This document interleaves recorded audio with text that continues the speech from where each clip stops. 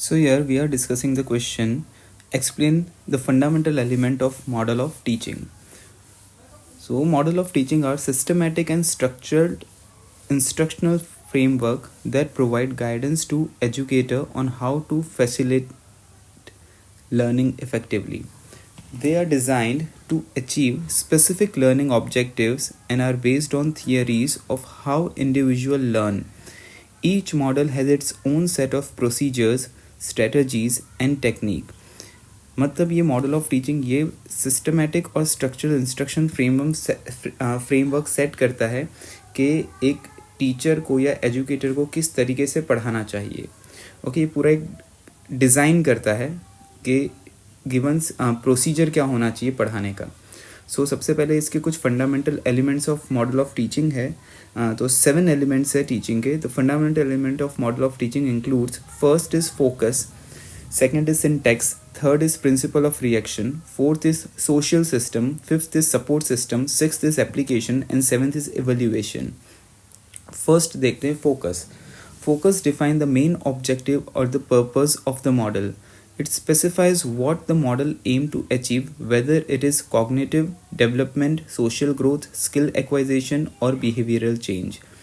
ये basically जो focus है वो ये डिफाइन करता है कि मॉडल क्या है पढ़ाने का, what is the main specific objective of teaching, उस मॉडल में क्या पढ़ाना है हमको. ठीक है. सेकंड है सिंटेक्स. सिंटेक्स में हम लोग ये डिज़ाइन करते हैं कि प्रेजेंटेशन कैसा होना चाहिए, प्रैक्टिस कैसा होना चाहिए, स्टेप्स कैसे होने चाहिए. So syntax refer to the sequence of activities और step within a model. Each model has a specific systematic structure that teacher follow, typically organized into distinct phases of instruction like introduction, presentation, practice and assessment.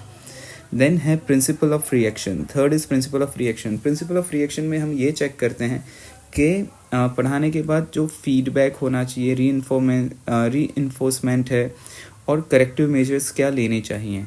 So these are the guidelines for how teachers should respond to students' action and interaction. It involves providing feedback, reinforcement and corrective measure to facilitate learning. Fourth है social system. Social system में हम ये check करते हैं कि किस तरीके से पढ़ाई होनी चाहिए. Means it has to be a teacher centered or student centered or collaborative learning. So social system define the role of teacher student within the learning environment. It specify whether the model promote teacher centered instruction, student centered instruction learning or collaborative learning. Then there is a support system. Fifth is support system. Support system में ये होता है कि क्या क्या facility होनी चाहिए, जैसे टेक्स्ट बुक होना चाहिए या कोई कंप्यूटर सिस्टम होना चाहिए या डिजिटल बोर्ड चाहिए, किस तरीके का सिस्टम होना चाहिए. तो support system include the resources, material and technology needed to implement the model effectively. This can include textbooks, audiovisual aid, laboratory equipment or digital tools.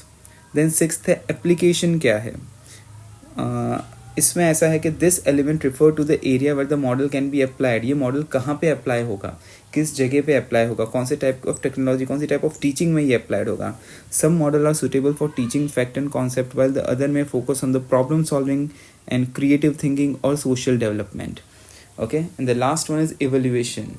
So evaluation involves the assessing the effectiveness of the model in achieving the learning objective. Teacher use formative and summative assessment to measure student progress and make necessary adjustment.